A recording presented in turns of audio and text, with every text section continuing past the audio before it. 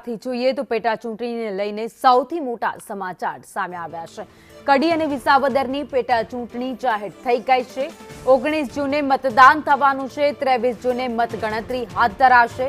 26 મેથી એટલે કે આવતીકાલથી જ ફોર્મ ભરવાની શરૂઆત થઈ જશે। 2 જૂન સુધી ઉમેદવારી ફોર્મ ભરી શકાશે। 3 જૂને ફોર્મ ચકાસણી હાથ ધરાશે।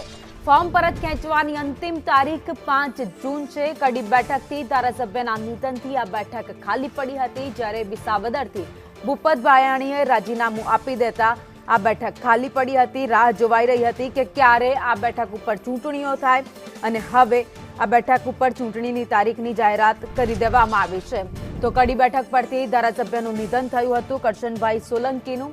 ત્યારબાદ આ બેઠક ખાલી પડી હતી અને વિસાવદરમાં ભૂપત ભાયાણી જે પાર્ટી છોડી દીધી હતી, રાજીનામું આપી દીધું હતું, જેને લઈ આ બેઠક ખાલી પડતા હવે આ બંને બેઠક ઉપર ચૂંટણી યોજાવાની છે, જેની તારીખો જાહેર કરી દેવામાં આવી છે। જો કે આ બેઠકો ઉપર સૌથી વધારે વિસાવદરની બેઠક જ્યાં ત્રિપાંખીયો જંગ લડાવવાનો છે। જો કે બંને બેઠક ઉપર આ સ્થિતિ જોવા મળવાની છે, કારણ કે આમ આદમી પાર્ટીએ વિસાવદર પરથી પોતાના ઉમેદવારની જાહેરાત કરી દીધી છે। અગાઉ જ ગોપાલ ઇટાલિયા વિસાવદરની ચૂંટણી લડવાના છે। જો કે બીજી બાજુ બંને બેઠક ઉપર પોતાના ઉમેદવાર જાહેર કરશે તેવું કોંગ્રેસ પણ કહી ચૂકી છે। થોડા સમય પહેલા જ શક્તિસિંહ ગોહિલે કહ્યું હતું કે આ બંને બેઠકો ઉપર કોંગ્રેસ પોતાના ઉમેદવાર ઉતારવાની છે, તો ભાજપ પણ બંને બેઠક ઉપર જીતનો દાવો અગાઉ જ કરી ચૂકી છે। એટલે કે આ બંને બેઠક ઉપર ચૂંટણી આ વખતે રસપ્રદ રહેવાની છે। કડી અને વિસાવદરની ચૂંટણી છે। જો કે કડીની વાત કરીએ, જ્યાં હંમેશા સૌથી પહેલા સામાજિક રીતે વાત કરીએ તો સામાજિક ગણતરી, જેમાં સૌથી વધારે પાટીદારોનું પ્રભુત્વ આ બેઠક ઉપર રહેલું છે। નીતિન પટેલ પણ આ બેઠક ઉપર ઘણી મહેનત કરી ચૂક્યા છે, અગાઉ પણ આ બેઠકને જીતાડવા માટે। તો બીજી બાજુ વિસાવદરમાં પણ કંઈક એવી જ સ્થિતિ જોવા મળી છે। જ્યારે હવે ચૂંટણીની તારીખો જાહેર થઈ ગઈ છે, ત્યારે ત્રિપાંખીયો જંગ આ બંને બેઠક ઉપર જોવા મળવાનો છે।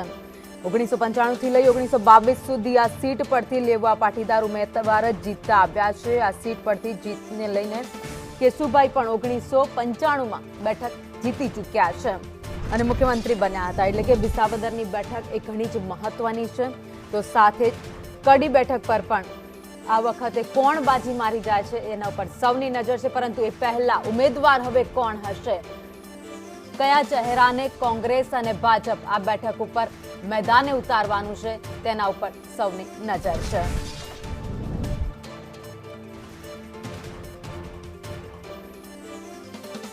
તો ભૂપત ભાયાણીના રાજીનામા બાદ વિધાનસભા બેઠક ખાલી પડી હતી વિસાવદર, જ્યાં હવે પેટા ચૂંટણીની જાહેરાત થઈ ગઈ છે।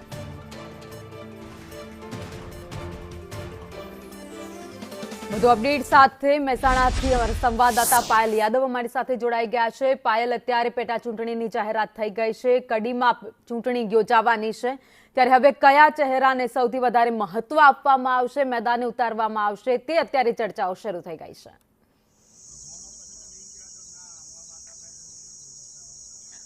ચોક્કસ ભાવી જે પ્રકારે કડી પેટા વિધાનસભાની ચૂંટણી છે તે જાહેર થઈ ગઈ છે, ત્યારે 2 ટર્મ સુધી કરશનભાઈ સોલંકી છે તે રહી ચૂક્યા છે અને તેમનો સ્વર્ગવાસ થયો હતો, અને ત્યારબાદ જ આ જે પેટા ચૂંટણી છે, જે બેઠક જે ખાલી થઈ હતી ને અત્યારે જે પેટા ચૂંટણી જાહેર થઈ છે, ત્યારે આ પેટા ચૂંટણીમાં ત્રિપાંખીયો જંગ જામે તેવું જોવા મળી રહ્યું છે। કારણ કે ત્રિપાંખીયા જંગમાં નીતિનભાઈ પટેલનું ગ્રુપ છે, એક તરફ કરશનભાઈ પટેલ છે તેમનું, કરશનભાઈ સોલંકી છે તેમનું ગ્રુપ છે, અને જે નીતિનભાઈ પટેલના જે વિરોધીઓ છે તેમનું પણ એક ગ્રુપ છે, જે અત્યારે હાલમાં દોડાદોડ લગાવી રહ્યા છે કે વિધાનસભા ચૂંટણીમાં તેમને સ્થાન મળે અને ટિકિટ છે તેમને મળે, તે પ્રકારના અત્યારે દોડધામ લાગી રહી છે। જે દાવેદારો છે તે પોતાની ટિકિટ લેવા માટે દોડભાગ કરી રહ્યા છે। મહત્વની વાત છે કે જે વાત કરીએ નીતિનભાઈ પટેલ તરફથી અત્યારે પ્રહલાદભાઈ પટેલ જે પૂર્વ જિલ્લા પ્રમુખ હતા તેમનું નામ સામે આવે છે, અને ત્યારબાદ જે પ્રકારે કરશનભાઈ સોલંકી છે તેમનામાંથી જે કોઈ ચહેરો જે છે સામે આવી શકે છે। આ બેઠક જે છે તે અનુસૂચિત જનજાતિની છે, તેને લઈને અત્યારે જે ટિકિટ છે તેની દોડભાગ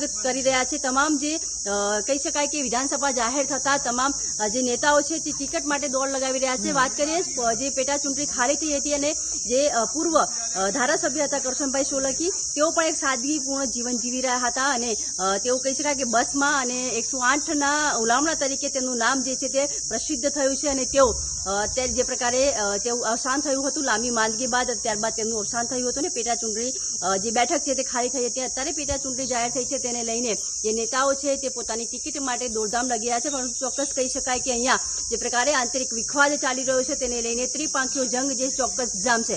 જી ભાવિની. આભાર માહિતી માટે. એટલે કે ત્રિપાંખીયો જંગ આ વખતે કડી વિધાનસભા બેઠક પર જોવા મળવાનો છે.